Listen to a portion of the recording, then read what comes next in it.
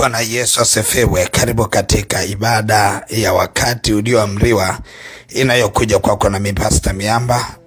Tunamshukuru Mungu kwa ajili ya siku ya leo. Tumekuja Mwanza kwa ajili ya semina inayoanza kesho, na tulishindwa kuwa na ibada ya asubuhi, lakini Bwana ametupa ibada hii ya wakati ulioamriwa. Kwa hiyo kabla sijaingia kwenye ibada, ukisikia neno la wakati ulioamriwa na maombi yake, nikusisitize wewe ambaye ni mwana anza siku na Bwana uko Mwanza, usikose semina hii muhimu sana. Lakini pia nitakuwa naonana na mtu mmoja, usikose pia fursa hiyo ya kuweza kuonana. Mtu mmoja utakuja, utaeleza mambo yako na mimi nitakueleza mambo yako. Ama unaweza ukaja ukawa huna lolote, lakini mimi nikakueleza mambo yako kwa msaada wa Roho Mtakatifu, na utamshangaa Mungu. Kwa hiyo nikukaribisha sana wewe ambaye uko Mwanza au uko karibu na Mwanza, ukaribie katika semina hiyo ambayo itafanyika pale Monarch Hotel. Panaitwa Kirumba Ghana, ndio kituo ambacho nashikia. Mungu wangu akubariki sana. Nataka niende sasa kwenye ibada yetu ya wakati ulioamriwa. Tunasoma katika kile kitabu cha Luka sura ya 13. Nitaanza kusoma mstari wa 10. Biblia inasema, siku ya Sabato alikuwa akifundisha katika sinagogi mojawapo, na tazama palikuwa na mwanamke aliyekuwa na pepo wa udhaifu muda wa miaka 18, naye amepindana, hawezi kujinyosha kabisa. Yesu alipomwona alimwita akamwambia, mama, umefunguliwa katika udhaifu wako. Mama, umefunguliwa katika udhaifu wako. Akaweka mikono yake juu yake, naye akanyoka mara hiyo, akamtukuza Mungu. Sasa tunaona hapa Yesu anaangalia pepo wa udhaifu. Anaongelea pepo wa udhaifu. Mtu anayekuja, anayemuona ni mtu ambaye amepindana sana kwa miaka 18. Amepindana, hawezi kujinyosha. Anatembea huku ameinama. Tunajua wale wabibi wale ambao wanakuaga na udhaifu, wanainama hivi namna hiyo, wanatembea. Ukimuuliza atasema, mimi ni mdhaifu kwa sababu ya umri mkubwa umeenda. Lakini ukiangalia huyu mama ambaye alikuwa mdhaifu, alifunguliwa katika lile pepo la udhaifu. Lililokemewa ni pepo la udhaifu. Kwa hiyo unakuta pepo la udhaifu lilipomuondoka yule mama akanyoka, akaanza kutembea. Kuna vitu vingi sana ambavyo vinaweza vikawa ni udhaifu kwako. Unauona udhaifu. Ni rahisi sana kuona udhaifu, lakini ni ngumu sana kuona pepo lile la udhaifu, kwa sababu huwa shetani anapokuja kuleta udhaifu kwako, huwa anajaribu kuweka na sababu zake na mambo mengi ambayo yanaeleweka katika hekima ya dunia hii kwamba ni kitu cha kawaida, lakini kumbe ni kifungo. Na tunamwona maandiko yanasema Yesu alipomwona alimwita akamwambia, mama, umefunguliwa katika udhaifu wako, lile pepo la udhaifu. Na tunaona pale anasema, natazama palikuwa na mwanamke aliyekuwa na pepo wa udhaifu. Mungu analiona lile pepo la udhaifu lilo ndani yako. Wewe unauona udhaifu. Kwa hiyo mtu aliye dhaifu ni ngumu sana kuliona pepo ndani yake. Ni rahisi sana kujiona tu kwamba na udhaifu wa jambo fulani, lakini ndani kuna pepo linaitwa pepo la udhaifu. Unaweza kujikuta unaamka asubuhi, unashindwa kufanya kazi zako kwa haraka, lakini kumbe ndani kuna pepo la udhaifu.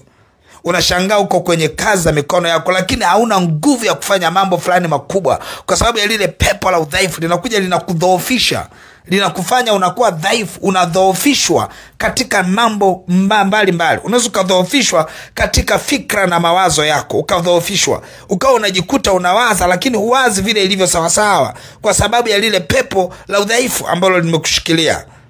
Unaweza kujikuta upo unadhani ya kwamba mambo yanaenda, lakini kuna udhaifu. Kuna udhaifu. Tunaona hii umuhimu wa kufunguliwa katika udhaifu Kuna mtu mmoja anafunguliwa leo katika udhaifu wake. Katika udhaifu wake ameshajichukulia kwamba ni kawaida. Hata ukiwauliza wale wabibi wale ambao wanatembelea mikongojo, utakuta wanachukulia ni kawaida. Na hamna kitu kibaya katika ulimwengu wa roho kama kuvichukulia vitu kawaida, kwamba unaangalia kila kitu unaona ni kawaida. Unajisikia hivyo unaona ni kawaida. Yaani kufanya jambo unaona ni kawaida. Pia nalo ni shida, ni tatizo. Lakini kama kuna udhaifu, ujue lipo pepo la udhaifu. Na ukitaka kujua kwamba liko pepo la udhaifu, angalia hata katika kitabu cha Mathayo, jinsi Yesu alivyokuwa akiwatuma wale mitume wake.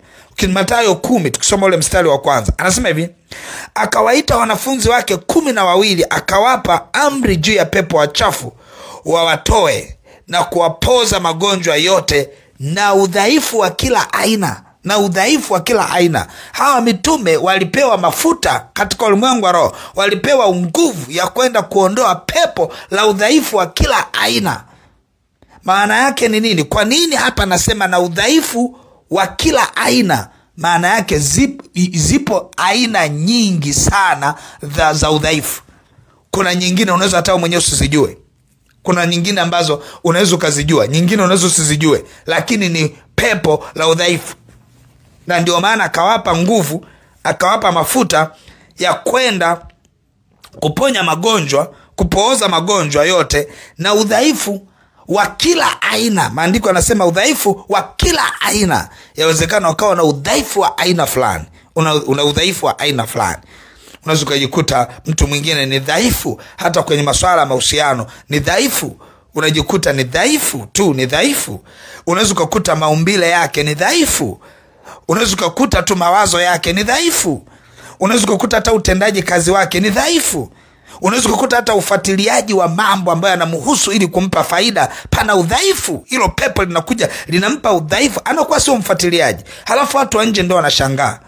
Mimi naangaliaga biashara nyingi zinakutana na mapepo ya udhaifu. Unakuta unamwagiza mtu biashara mpaka akuletee. Yaani wewe sasa ndio mwenye hela, unambembeleza, umefika wapi, nakuja, mara anakukatia na simu, anafanya ni yale ni mapepo ya udhaifu. Unakuta mtu ameshikiliwa tu na giza. Yaani inabidi aende akachukua hela sehemu fulani, lakini pepo la udhaifu limemshikilia, anashindwa kufanya analolitaka. Na hili pepo la udhaifu likija, unalolitaka kulifanya huwezi kulifanya. Lile usilolitaka ndio unaweza. Ni pepo la udhaifu pia. Ni pepo la udhaifu. Ushasikiaga mtu anakuambia mimi na pepo la udhaifu. Kila mwanamke anayepita mbele yake, kila mwanaume anayepita mbele yake, yeye ni mdhaifu tu. Ni mdhaifu tu.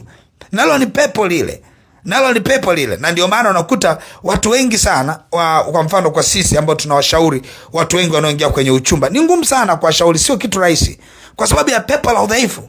Yaani mtu namwambia hapana, huyu hapa si mtu sahihi kwako. Huyu mtu hebu subiria kwanza. Hebu uwe mtulivu. Hebu msikie Mungu anasema nini. Wapi? Unakuta tayari kesho na kesho kutwa amerudi tayari na mimba ya yule mtu. Unajiuliza ni pepo la udhaifu.